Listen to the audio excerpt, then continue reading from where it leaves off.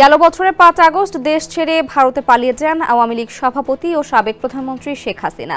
তারপর থেকে ছাত্র জনতার আন্দোলনে গণহত্যা সহ গুম, খুন, নির্যাতনের অভিযোগে আওয়ামী লীগকে নিষিদ্ধের দাবি ওঠে। আলোচনা সমালোচনা শুরু হয় ত্রয়োদশ জাতীয় সংসদ নির্বাচনে দলটির অংশগ্রহণ প্রশ্নে।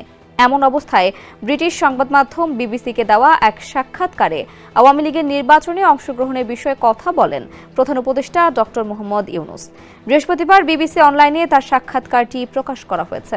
সাক্ষাৎকারে নির্বাচনে অংশগ্রহণের বিষয়ে আওয়ামী লীগের সিদ্ধান্ত নেবে বলে মন্তব্য করেছেন অন্তর্বর্তী সরকারের প্রধান উপদেষ্টা ডক্টর মোহাম্মদ ইউনূস।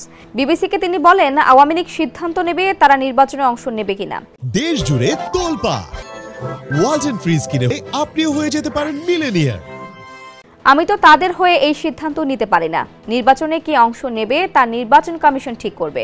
প্রধান উপদেষ্টা বলেন, দীর্ঘ সময় ধরে ক্ষমতায় থাকা প্রধানমন্ত্রী শেখ হাসিনা ক্ষমতাচ্যুত হওয়ার পর দায়িত্ব নেওয়ার কথা শুনে চমকে যান তিনি। বলেন, আমি জানতাম না যে আমি সরকার পরিচালনা করব। আমি আগে কখনো কোনো সরকার পরিচালনা করিনি এবং তারপরও আমাকে ঠিকঠাক কাজ করতে হয়েছিল।